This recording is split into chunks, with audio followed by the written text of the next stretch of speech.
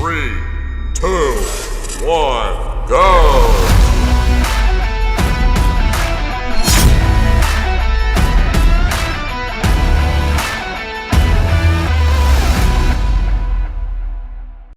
So who talks first? Do you talk first? I talk first? Oh my gosh. Like, I love Who's how we're talking just first? standing here. Okay, I love how we're just standing here in silence because it's just like, who's leading off the introduction? Any volunteers? No. We should, hey guys, what's going on? Welcome to another episode of Nerd Legion. I am Jose, I'm Josh. I'm Nathan. and welcome to the podcast. And let's do this. And welcome to the podcast. So enthusiastic. It went high up, and then you're like, shit. Try to sound excited here. Well, I mean, I can't say welcome to the, news. Anyways. We've already run that joke into the ground. Yeah, too many Killer Keemstar introductions. That's just a failure. Yeah. Well, who watched, the latest What If episode? That just happened. That was a pretty good one, huh? Yeah. For What If, with Killmonger and Tony Stark. Yep. Tony Stark and Killmonger. Obviously, it went back to the very first Iron Man movie, where, like, it's dead. Tony Stark got blasted with his own missile. Killmonger showed up out of the middle of nowhere and saved him. And then basically the legacy of Iron Man is now considered obsolete. Yeah. So I watched the episode, and it definitely followed a similar premise to Iron Man a little bit, but it also kind of mixed a bit with Age of Ultron, like at least the Wakanda storyline a little bit. Yep. Right. And I got some stuff to say about that too. I found some stuff with that interesting. Okay, go ahead. If you guys noticed, too, the Watcher was far more like visible Closer. here. Yeah. Yeah, like I noticed that. Which makes me think, like, he's definitely getting closer and closer to actually intervening. At least I think. Yeah, here's way. Yeah. Go, sorry. No, every time I was just gonna say, like, every time the Watchers do intervene, something big happens. Either before or after they're intervening. So it's terrible. They should never intervene, but they do all the time. So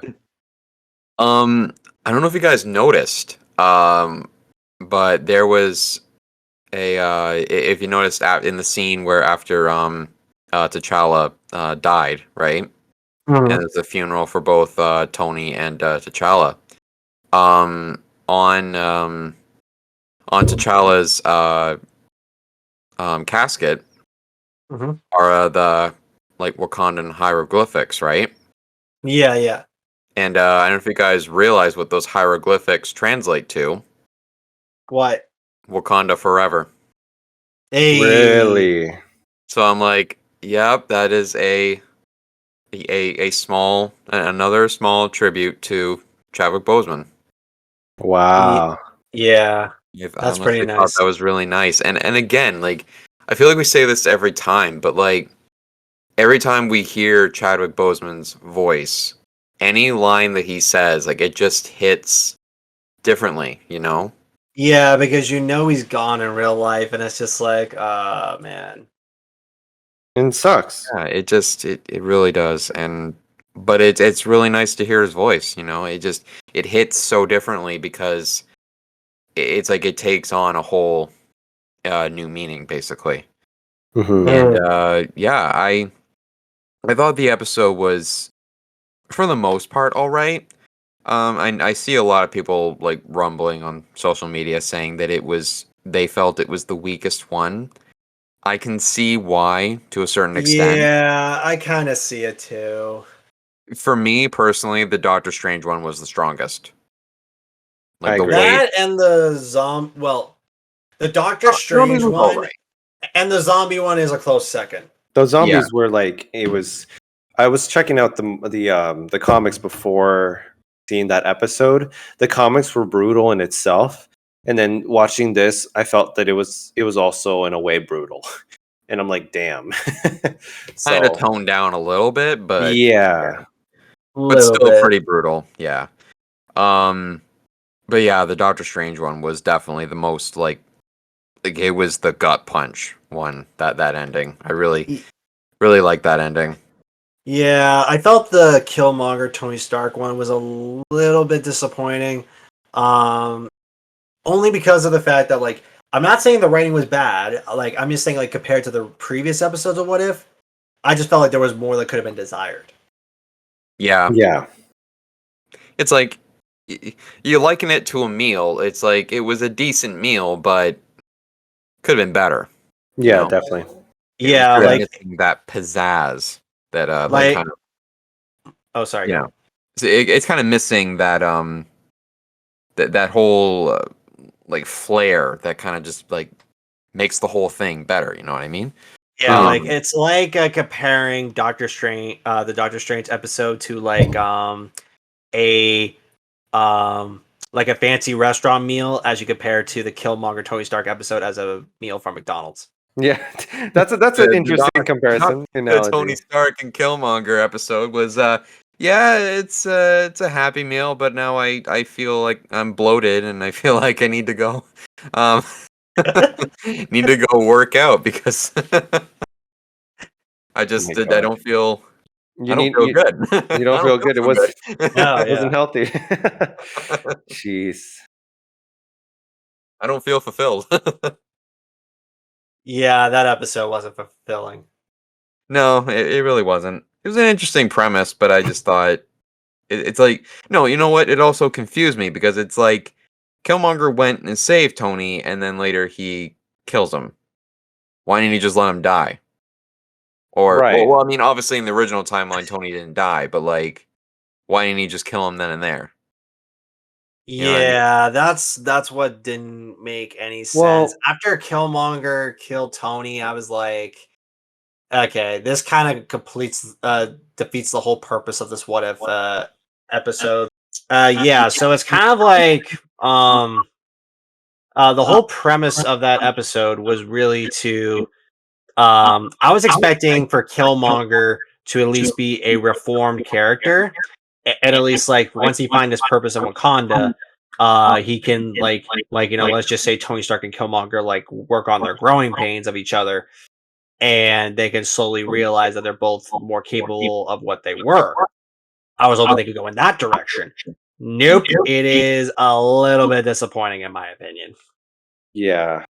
Well, here's my thing. These are all short stories that are gonna like collide, and we're gonna get a big one in the end. Because like in retrospect, if we look at all these episodes, they're kind of doing a fast paced movement until there's like a big baddie at the end, similar to what we saw in the MCU, right? With all these movies coming together to fight Thanos in the end, right? So um, that's how I feel with all these episodes with What If.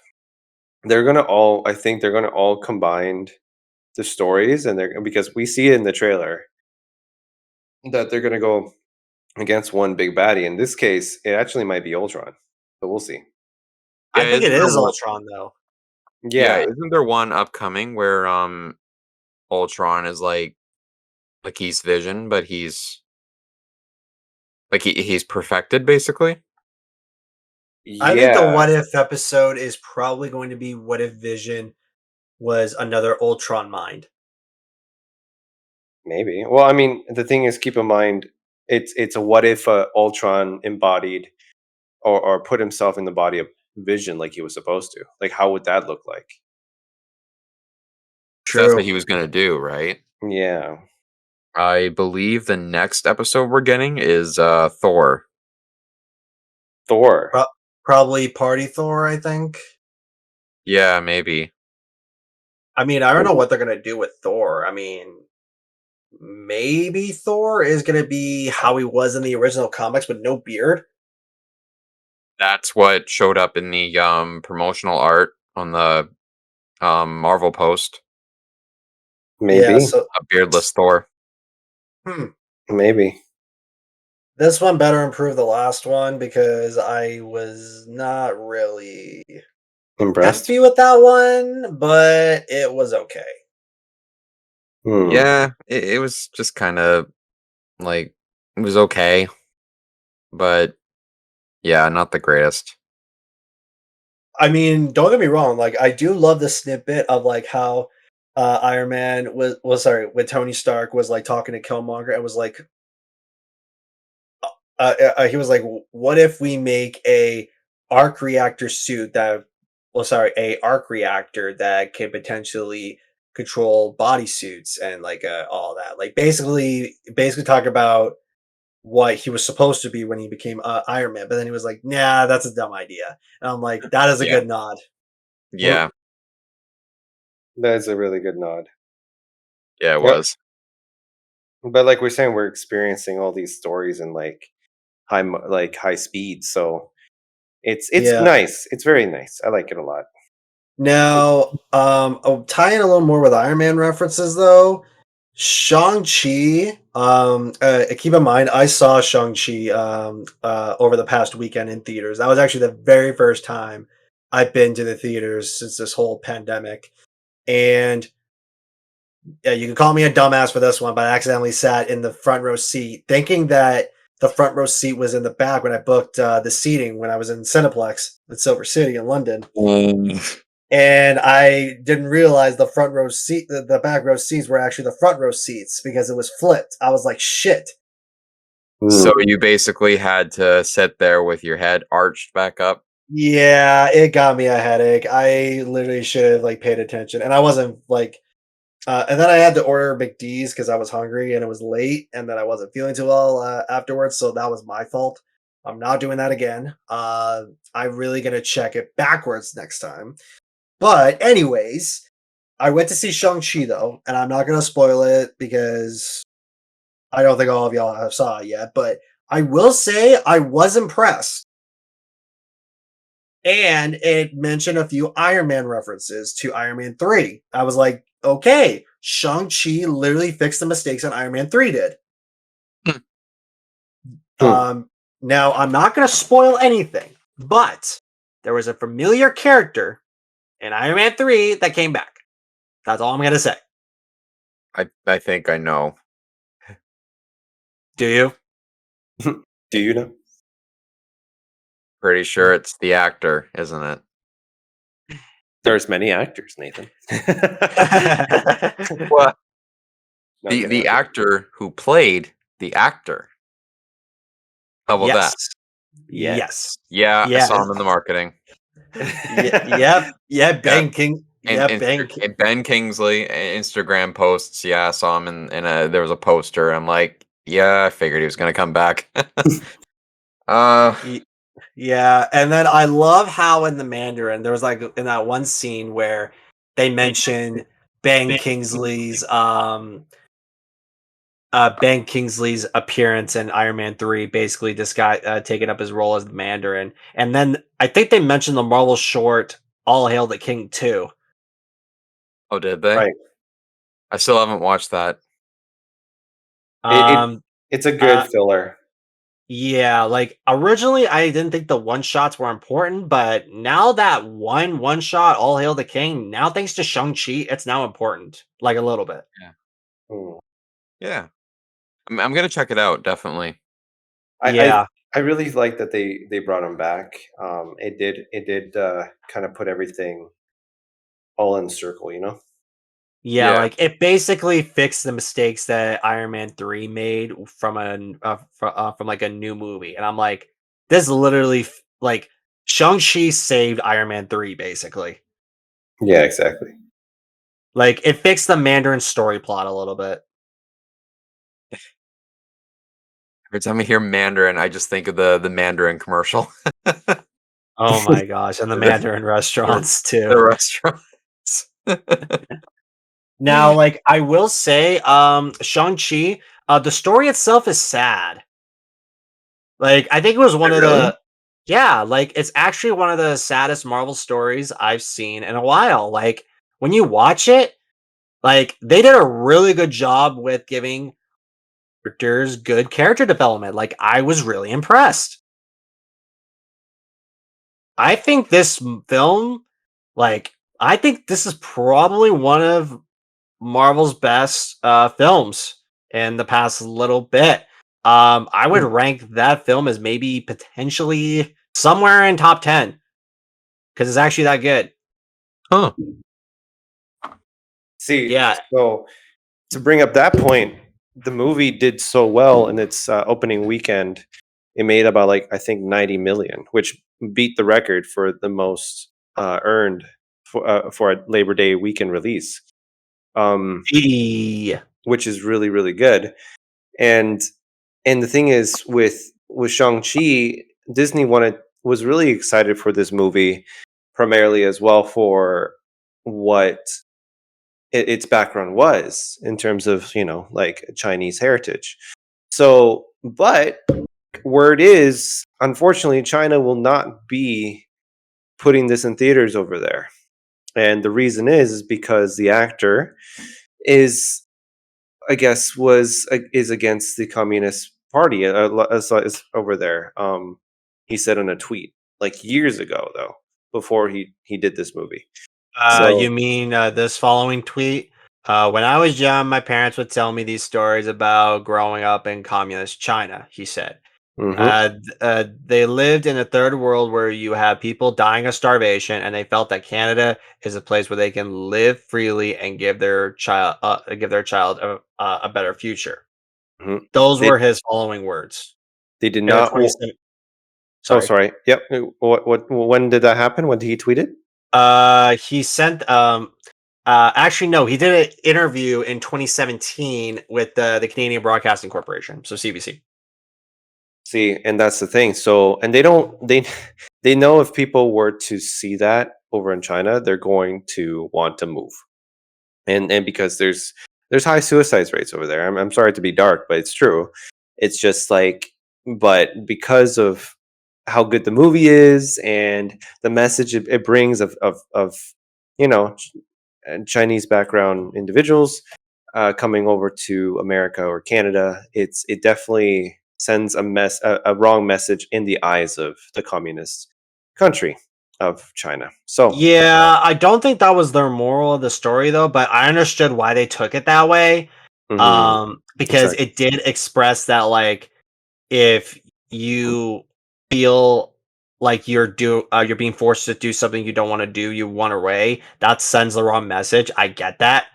But at the end, he does technically um actually no, because that still kind of sends the wrong message regardless. Like even though at Yeah. the end we all know what happened, he still goes back to the United States because he felt happy there. So that kind of did send the wrong message, but I don't think it's what we think though.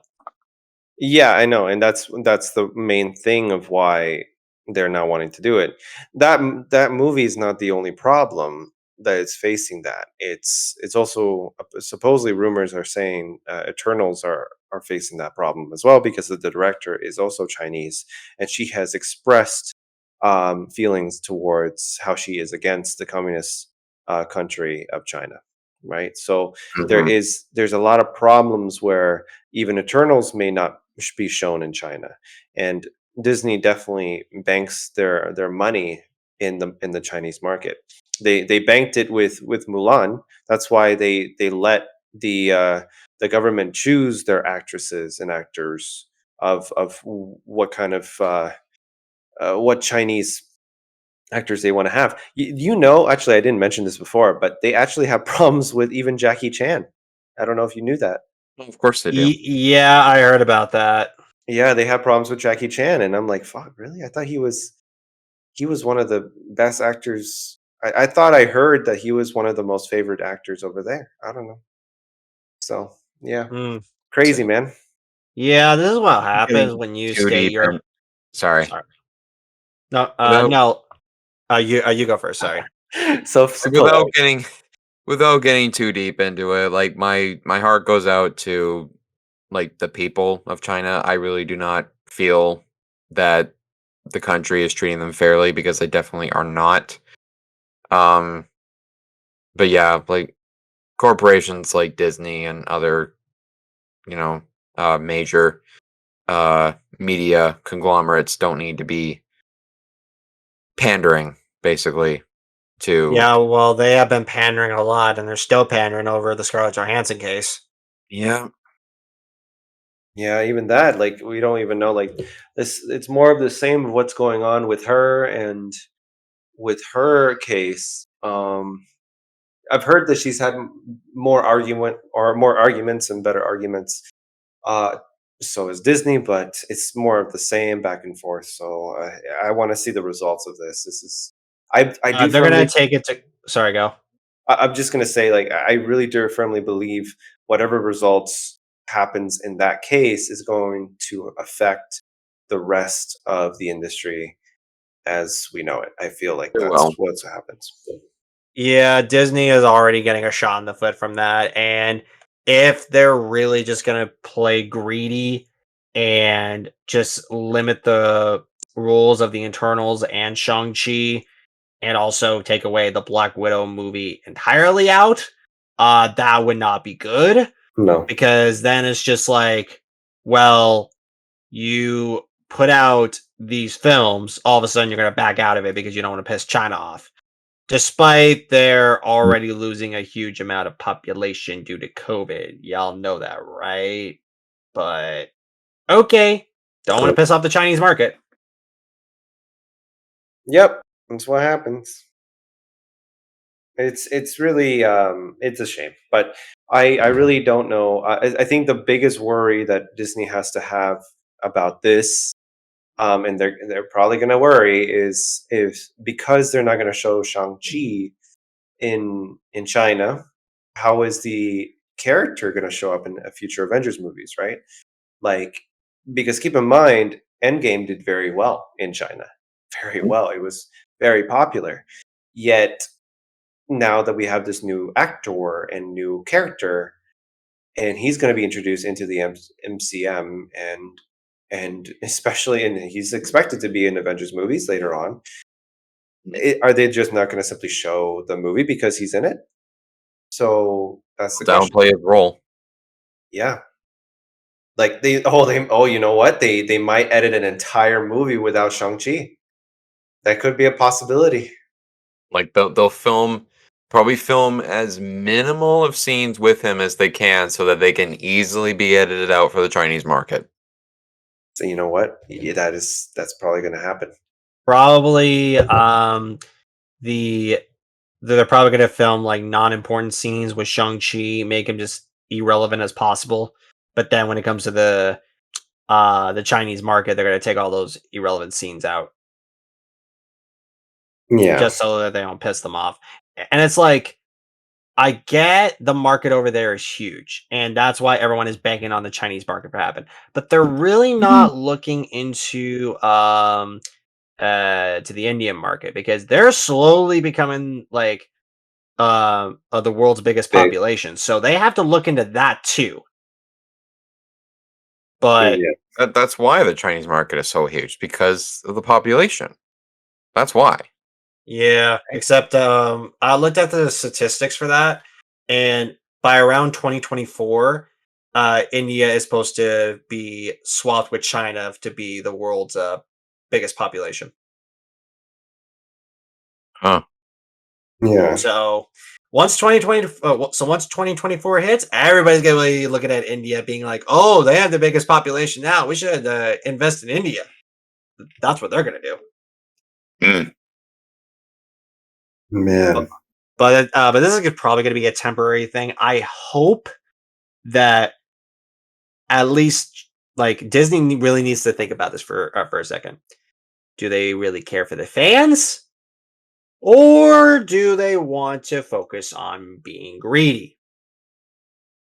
I think we know the answer to that one. Big time. Yeah, it's pretty clear right now, but it's not too late. It isn't. Here's what you can do, Disney. Well, I'll make this real simple for you. Give Scarlett Johansson her money. Yeah. That's all we gotta say. Stop pandering to the Chinese market. That's all I gotta say. Put the fans and like put your fans and your products first, not just for the sake of making money, but for the sake of making your product actually good and memorable, like you used to do. Um, and stop being greedy because you already make tons of money per year, but you're going to close down the Disney stores in Canada because they aren't making enough money for you, completely ignoring the fact that they were closed for so long because of COVID-19. And now all those people, all those cast members that loved working there are now out of a job. So, yeah. That's all I gotta say. Or rant over. That's it is scary where how the market's going forward and how it's going forward. It's you would hope that Disney cannot come up with new ideas and not just repeated ideas, and because I think their that's quality not is going to go safe. down. Endless sequels is safe. It's a safe investment. Yeah, Oh, because 100%. To be fair, yeah, it is. it is a safe There's investment. never a guarantee that something new is going to do well.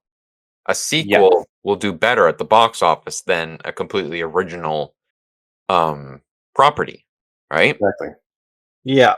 But the problem is again imagination, and that's what I love about old Disney is because they had the imagination, they had the creativity. Like they still, I don't like to say that because like there are people who have imagination that work at Disney and make movies for Disney. Mm-hmm. Unfortunately, it's overshadowed by the conglomerate part of it Yep, that only cares about making money, doesn't care about making a lasting product. exactly. True. See, Just gotta feed the machine. if you look at if you what I'm really proud of, aside from Disney, if you look at other streaming sites, they're really trying to have their like.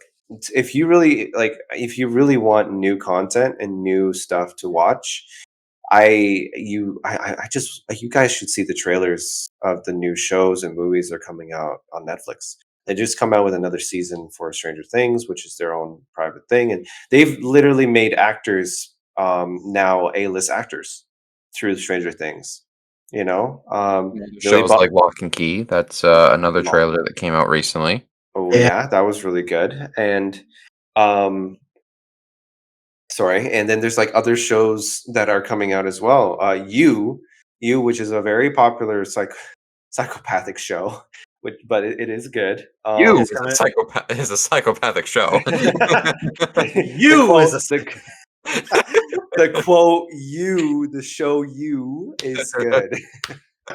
Not Oh, I'm a show. you. I'm a show on Netflix. Nathan, Josh, you are guys are on the show. Okay. Oh my Um, gosh. it's definitely a good show as well, and there's other ones too. There's one called Made. I want to see that as well. It seems pretty hard hitting. It Sweet Tooth, seems we still gotta check out. yep. Mhm. At least I still gotta check out. I heard that was picked up for season 2. So You me. You. Okay, I'm sorry. That joke Sweet is too. Tooth.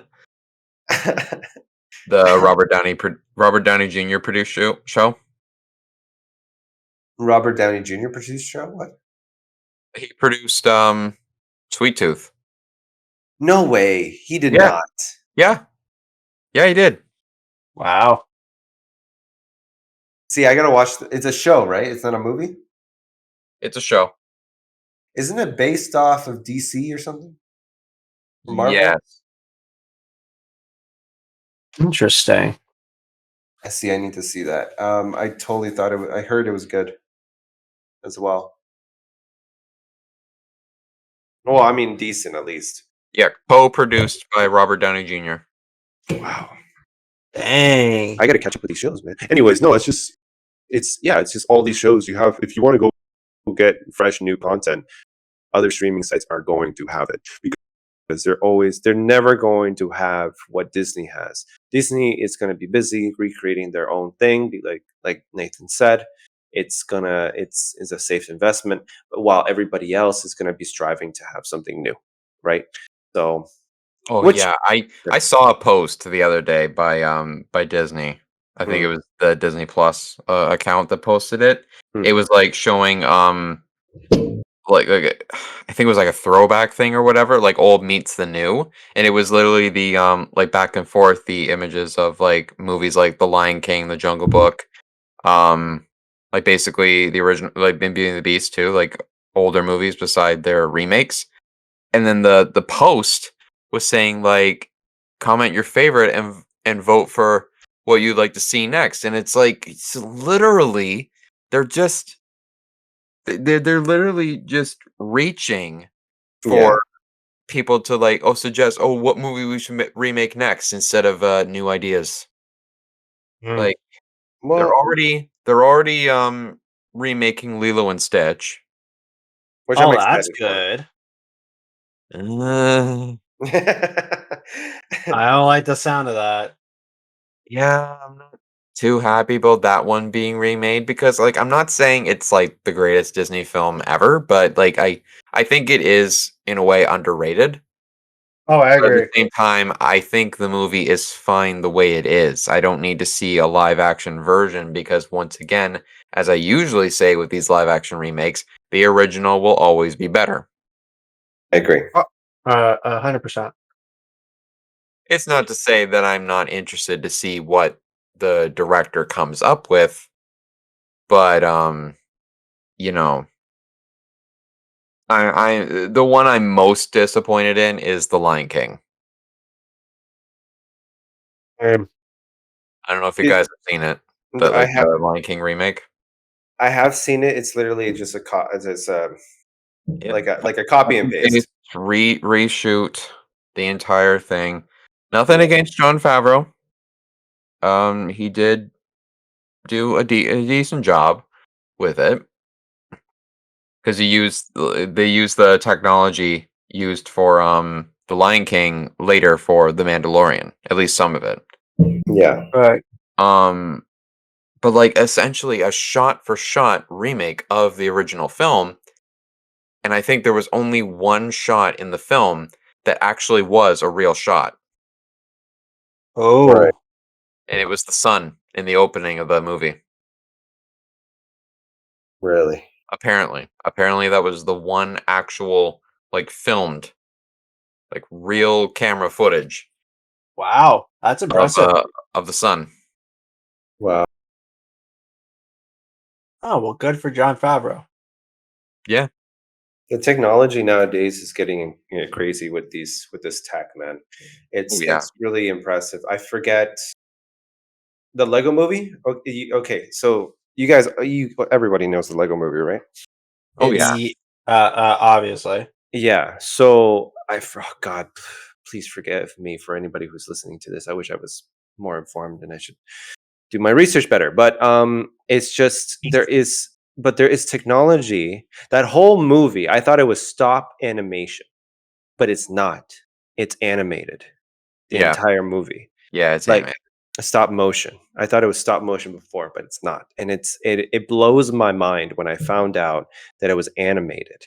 Um, and I really looked at it because it looks so real. It looks like the pieces are real. Apparently, it's because the program they used stretches further beyond the the color chart, so a little bit more. So it's more color accurate, basing it everything else. So it's just nuts. And there's so much color in those movies, right? So Yeah. I'm really impressed. The technology is getting crazier and crazier, Oh yeah. even in our phones, man.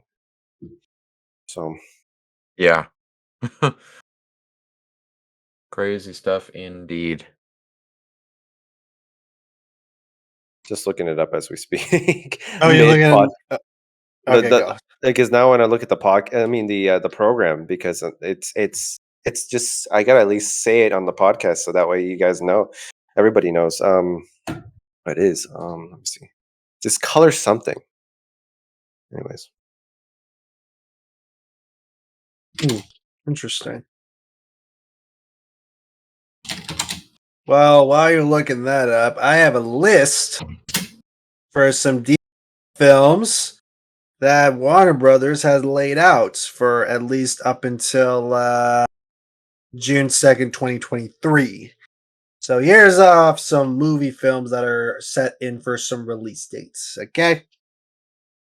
The Batman movie with Robert Pattinson is coming out March 4th, 2022.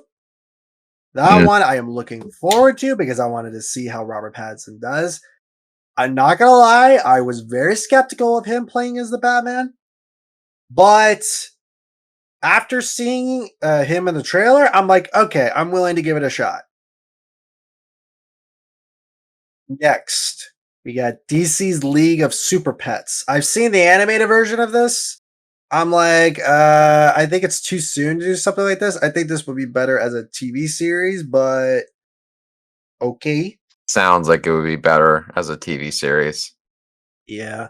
Black Item, not Black Item. Black Adam was hyped up a lot for July 29th, 2022. I'm like, okay, you have Dwayne The Rock Johnson as the lead role, but we all know what happened when Dwayne The Rock Johnson gets put in a film that's just basically going to bomb. It's like, that's the only reason people are going to see Black Adam, because Dwayne The Rock Johnson is playing the lead character. Otherwise, no one's really going to see it. Is Black Adam going to go to a jungle? That's what we recently like. How many films has Dwayne The Rock Johnson has been that involves a jungle scenery? See, there was Journey 2, the Jumanji films. Yeah, like Jumanji 2, Cruise. Disney Cruise, or The Cruise, whatever that movie was. Cruise. Yeah, and now he's in Black Adam. I'm like, oh great, here we go again. I don't think that, Black Adam takes place in the jungle, so we don't have to worry about that this time. But just give us a different film other than takes place in a scenery in a jungle. Like, come on. And then we get. Yeah. Oh, sorry. No, go on. No. That was it. I was about to talk about the Flash next, but go on. It's really exciting. Keep in mind, everybody who's listening, like October 16th, they're going to be announcing a lot of these. Like, there's going to be new trailers coming up because of DC fandom. So stay in touch with that. Okay. Next up is the Flash movie. And this one's going to be interesting because Michael Keaton is set to return as Batman for the first time in 30 years. That one's going to be interesting. And he'll be joined by Ben Affleck returning as Batman, which this confuses me because it's like, so Ben Affleck is not done as Batman, but he's not returning or reprising his role as the Batman. That makes no sense.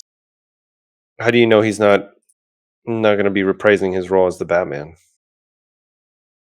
Because the Batman movie I'm talking about had Robert Pattinson, and then I'm literally looking at this article right now, and it says Ezra Miller reprises his role as Barry Allen in The Flash, and he'll be joined by Ben Affleck as Batman, and presumably his final DCEU role. So what? Oh, so this would be his final role. So what they might do, and this is just an assumption because stories, they change it all the time. In the animated version of the Flashpoint, because that's the only reference I have, not the comics, is Barry Allen saves his mother. Okay, sorry, spoilers, okay, for anybody who's listening. Saves his mother, and that changes the future. It changes the future so much that that's how Aquaman and Wonder Woman go to war with each other. Amazons and the Atlanteans go to war, and literally puts the world into World War III, and it's just, it demolishes everything.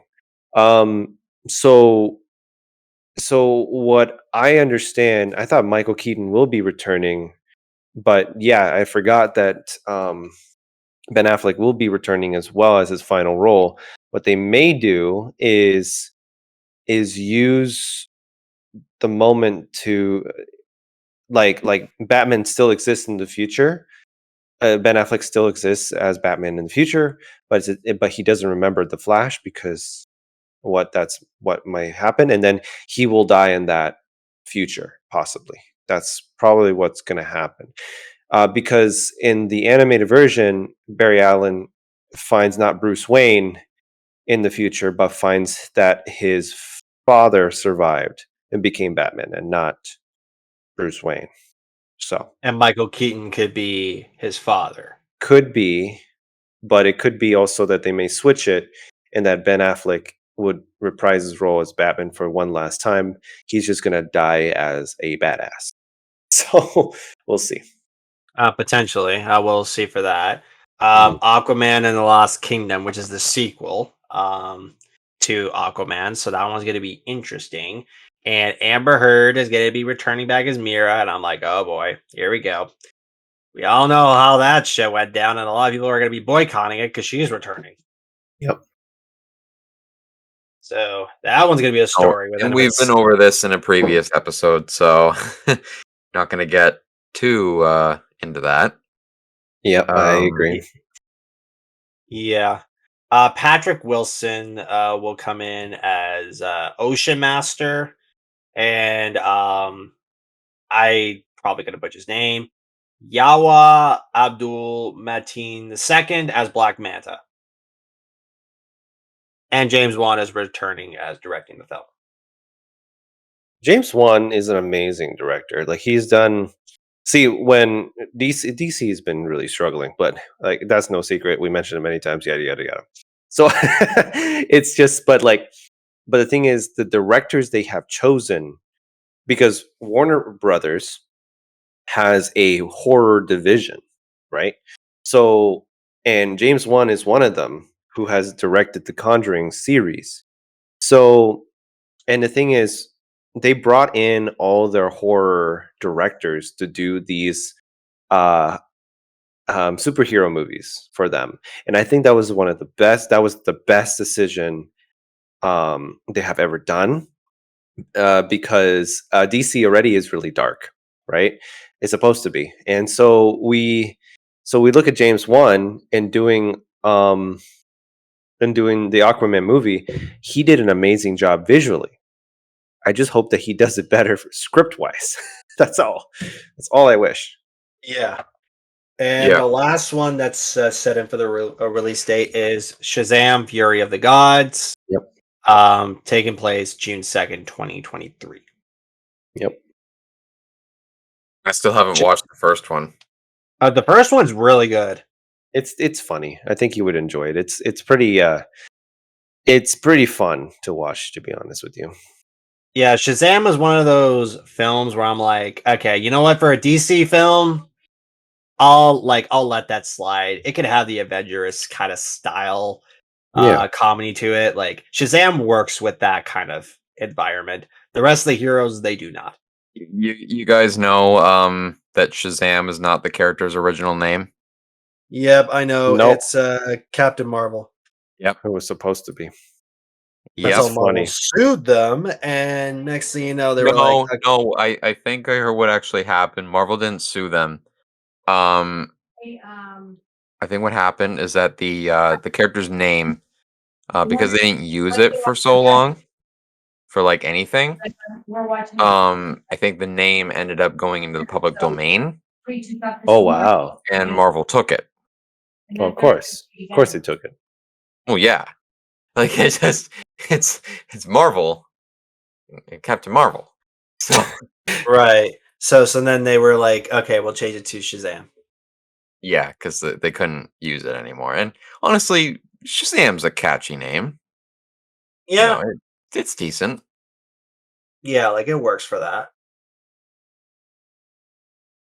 Um, but yeah, that is all for what DC has lined up. Do I think the schedule is going to stick? Probably not, but we will see. Yeah. Man. Nathan, what did you drop in the main Craig? And then you got I got you. Yeah. Okay. Besides that, But yeah, I think we got a good enough material to work with. Anything else you guys want to throw in before we call it up? Um. Oh yes. So this Wednesday, the same day as the next What If episode with Thor, we will also get. I don't know if the whole series is going to drop the same day or if it's going to be like um released weekly. But Star Wars Visions is the next Star Wars series from Lucasfilm, Mhm. working with various anime studios, um, making their own takes on the Star Wars universe. Mm. Non-canon. But the other reason I want to bring it up too is I've been seeing a lot of toxicity on social media from people either complaining about it because it's, well, anime, and you got a lot of people just complaining about that, and it's like, or like dismissing anime as a style when it's not a style, it's a storytelling medium. Now, I personally don't have an issue with anime at all. I understand if some people may be turned off by it, Mhm. but I'm interested for the sake of these are different like storytelling opportunities. I want to see what they come up with. Yeah. Um, but basically, all the people being toxic, and it's like you can have your opinion, you're entitled to your opinion, but it doesn't mean everyone wants to hear your opinion, and it doesn't mean you need to be like doesn't mean you need to be an ass about it. Yeah, exactly. You complaining about it doesn't mean that that thing that you don't want to watch is going to get canceled because it's already been edited together and like put together, finalized and everything. Nothing's going to stop it from coming out. Mhm. It's a product. They're going to put it out there. So, Right. It's honestly it's a good idea what they did, and it makes a lot of sense. I'm very excited for what's gonna happen. It doesn't have to be canon to the entire Star Wars. It's yeah. not And actually, it's right? it's not it's non-canon. So Which honestly, let in a them have their way, fun, sorry. right? Yeah. It can lead to it being more fun. Like Yeah. if I enjoy it enough, I'll add it to my own headcanon, Yeah. right? Like for example, a really great example was Star Wars Theories like his own personal project, his Darth Vader fan film. Now obviously that is non-canon. All right. He got permission from Lucasfilm to make the film, and he did a really good job with it. The only thing he wasn't allowed to do was crowdfund or like monetize it in any way. And he played by their rules, and he was allowed to make it and um make the film available on YouTube, right? Mhm. But I enjoyed it enough that the way that story went and everything, it's canon to me. That story is canon to me because it Yeah. makes sense for that part of Vader that's still Anakin to be holding on to the memory of Padme and wanting to bring her back and be haunted by what he did. That absolutely is canon to me, right? Yeah. Right. Makes sense. It's really what I love about the story of Star Wars episodes 1 through 6 because 7, 8, and 9 just do not connect with it at all. It's really the story about a good person who turned bad, and he only turned bad because he didn't want to lose the love of his life. It's actually very similar to the Doctor Strange episode of What if you think about it, That's interesting. right? Because Doctor Strange in that episode, he wanted to save Christine, right? Mhm. And his actions destroyed everything. For Yeah. Vader, he wanted to save Padme. He only joined the dark side because he had promises of learning the power to stop the ones he cared about from dying. Yeah, That's the exactly. only reason he joined. And in the end, it was his actions and that broke Padme's heart and like she lost the will to live. So that's the tragedy of Darth Vader, is that he only wanted to prevent the loss of his wife, and that ended up happening anyway, and as far as he believed, he lost his child with her as well. Mm. And so ultimately, what made Anakin come back from Vader and be redeemed was the love he felt for his son. Right. He saw that his son loved him, was calling out to him, and like I've seen fan edits of that scene and like flashing back to earlier points in the prequels of like similar to Luke's cries, and like I thought that was really done really well. It can be emotional. Yeah. That being said, I don't like the change that George Lucas made to episode 6, where in the scene where Vader is contemplating like what to do, he's looking back and forth at the Emperor and Luke. George added a no, like Vader yelling no as he like went to go grab the Emperor. In the original, he was silent. Mm. And I like the original better because just from the framing and the way it was put together, you can tell exactly what he's thinking without him saying a word, Yeah. Right. even with that mask. Man. It's true. It's all the emotion that is there. Yeah. So what's the sequel trilogy's excuse? Yeah. Exactly. Exactly. Well, I Anyway, mean, yeah, that's really all I have to say. I'm mm, definitely gonna check out Star Wars Visions. I'm interested to see what they come up with. Um, I don't think they're all coming out the same day, but hey, if they do, that's binge worthy, I guess. I want to see. I definitely, if they're not going to be up in every episode, I definitely want to watch it. I'm not even done watching the Bad Batch. I gotta watch. I gotta finish that. So Yeah, it's we gotta definitely, talk about that at some point. It wasn't. yeah. I feel like that show. I'm kind of leaning towards saying it wasn't as great as it could have been. Fair enough. I can see why. Yeah, We'll talk about that another day, though, for sure. yeah. Thank you guys for joining us for another episode in the podcast in the lovely life of us. And honestly, yeah, again, please drop your comments down below. Join the discussion. It's honestly we're here to see what you guys say too and what you hear in the industry. So we'll talk about it in the next episode. But anyways, my name's Jose. I'm Josh. Nathan. And we'll see you on the next one. See ya. Bye. Bye.